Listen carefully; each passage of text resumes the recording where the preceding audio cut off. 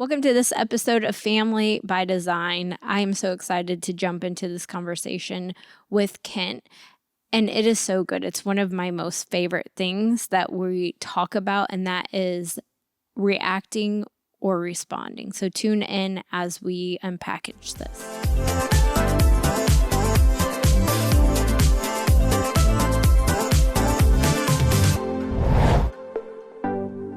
This is one of my most favorite things to talk about because I think that it has changed the way that I do life, that I walk around. And that is, am I reacting or am I responding? And I can remember when I came into contact with this language, actually it was that I saw from the word that Jesus only responded to his Father. He never reacted to a circumstance. And I began. That's powerful. It's so powerful. And the moment I saw this was whenever Lazarus had died, and they wanted him to come right now, but he waited 3 days to go, right? 3 days. And he didn't respond. He didn't react to the circumstance. He didn't get freaked out. He didn't run around like a chicken with his head cut off. He didn't get in fear. He wasn't crying. He wasn't distraught. No, he did weep. But it wasn't out of fear. It was because of his friend had died. Right. A little bit different. But anyways. Right. Yeah. And that was like at the moment, right before he raised him from the dead. Right. Not while. He knew why he was going there to raise him from the dead. Right. Yeah. Actually, the whole weeping part, not to get sidetracked, has always been a bit of a mystery to me why he wept. It says that he wept. No, I think I have some revelation on that. Oh, you do? Oh, Yeah. Well, by all means, go ahead and share it now. Well, I was curious. just, he so was, are our listeners. I think, sorrowful because they didn't, Mary and Martha, who were his friends, and Lazarus didn't know they who. were his sisters. Yeah, Lazarus. They didn't know who he was. And that because of that, they didn't think that he was able, I think, to do something. They didn't really know who he was. Right. Like really trusted him. They Right. knew who he was, but they didn't really trust him. Yeah, especially like Mary, because and like all that, this has nothing to do with, but because of Mary, her response after Lazarus was raised from the dead was that she worshiped. She went and got the fine. She spent all of her money and then worshiped or wiped his feet and stuff. And that was like a great act of worship, is because I think she came to a realization of who he was after that happened, but not before. So to me, it really paints this beautiful picture. But anyways, back to what we're talking about is reacting versus responding. And I thought that became so powerful because when we choose to respond and not react, it makes us powerful people in that moment. Yeah. It means that then we're operating out of a place of self-control and not reacting to the chaos around us that's throwing us into chaos and everything else.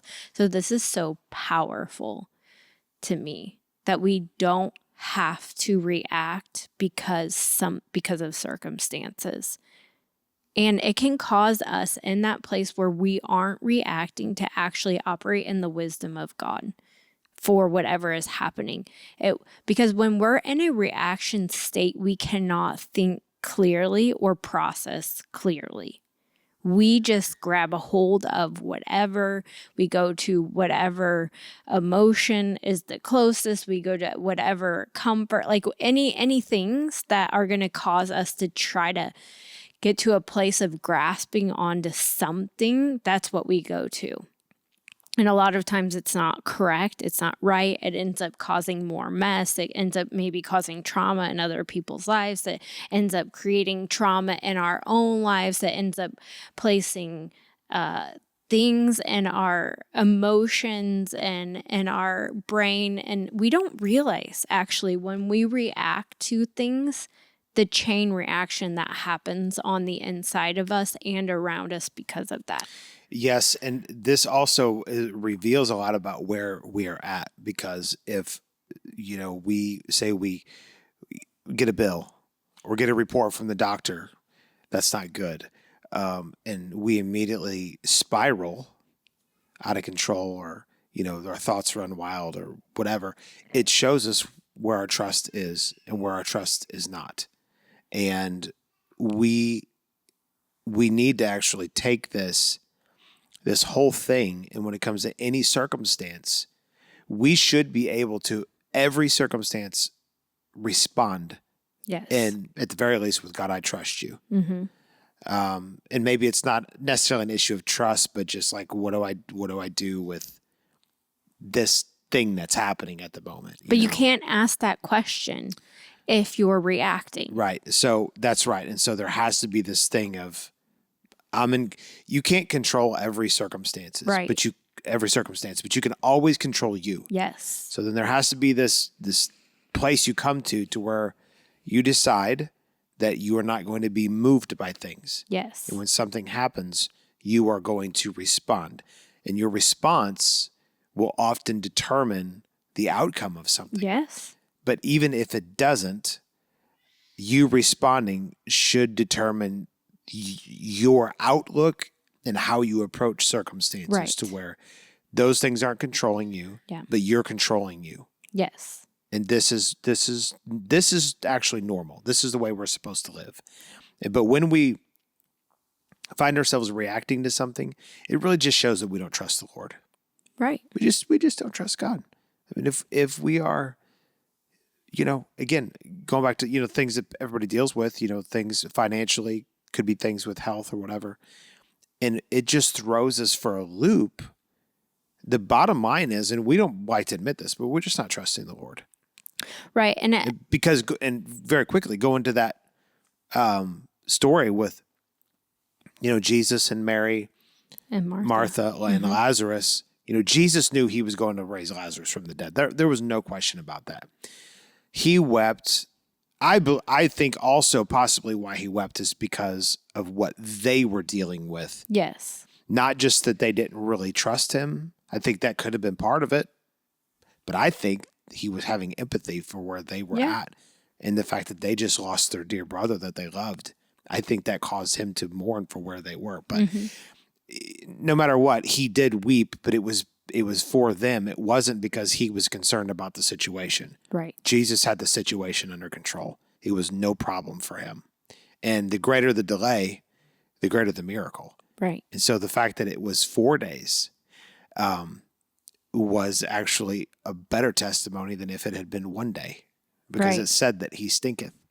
And so the Lord, he's not moved by circumstances. He's moved by the Father.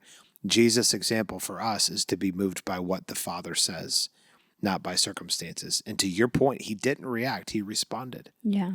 Yeah. And it's such a powerful place to be in, because, the thing, again, that we can control is we can control us, period. You might not be able to control, you can't control everything outside of like circumstances, what people are doing or aren't doing. When we get into that realm, we're actually out of control. And we have the fruit of the Spirit called self-control. And so one just super practical thing that I started to do in circumstances or when things are happening is to be able to ask myself, am I reacting or am I responding? Or remind myself that I have self-control. So I can pause right now in this moment, even if it feels critical or dire or wild or whatever. I can pause in this moment and I can acknowledge God. Yeah. And when I do that, then I'm able to gain composure. I'm able to hear, I'm able to discern correctly, and then I can respond and I don't have to react to circumstances. And then another thing that has truly helped me is, I've also asked the question, is how you're reacting, is that helping me? Is that helping the situation? Right. Most of the time it's not. And a lot of it goes back to like a worry or a form of worry. And, Jesus said, when you worry, it doesn't add 1 cubit to your stature. Like, And I don't literally need any taken away. Yeah. And so it doesn't, no, you don't. And so it doesn't actually, what you're saying, it doesn't, ask the question, is this helping? Right. And according to scripture, worrying never helps. Never. It doesn't. And whenever we are like, oh my gosh, what am I going to do? We're worrying about it. Mm-hmm. And it doesn't fix anything. It doesn't help anything. It only hurts, because then you start to move in very raw emotion. You say things you shouldn't. Hey, listen, what gets us in trouble? Always. Everybody that's in trouble, the reason they're in trouble is always because of their mouth or their mind or a combination. Always. It's true. Every decision we make, we either think about it and make a bad decision, whatever sin, what kind of illegal activity, whatever, is always rooted in what we're thinking of, or we didn't think and we shot off at our mouth. Mm-hmm. But even that, all that stuff has some form of passing through our mind and not being checked and dealt with before it turns into action. Right. That's what gets us into trouble. Yeah. And then like another just real practical thing too is that, like, what is the highest form of reality? The highest form of reality isn't the circumstance. It's what the Word of God says. That's right. About the circumstance. That's right. And if we have to get really good at differentiating that. Like, even though this is happening right now, it isn't the highest it's not the form end all be all of reality. That's right. Yep. And when we can do that, now it might even, and this helps you too in navigating like how, if other people are out of control, and sometimes we have a tendency to react to people reacting instead of responding. That is really a chain reaction. It is. And so we want to control them and how they're reacting, which gets us like in this mode of reacting. And it's because we aren't able to say or to ourselves about the situation is that just because they're reacting doesn't mean that I have to. Right. And just because their reality is what they're saying doesn't mean it has to be my reality. Yep. And so those are just really practical, powerful things that translate into everything, marriage, into family. Will we respond or will we react? Thanks for tuning in to Family by Design. We're so thankful you took this time to listen and participate with Liz and I as we discuss these very important things concerning marriage and family. If you're blessed by this ministry, in particular this podcast, we'd love it if you would leave a review.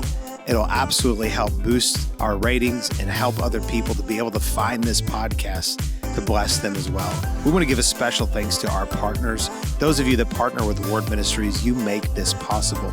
If you'd like more information about partnership, you'd like to become a partner with us, you can go to wardmen.org and find all the information there, as well as other resources. So we bless you in the name of the Lord. Thanks for tuning in.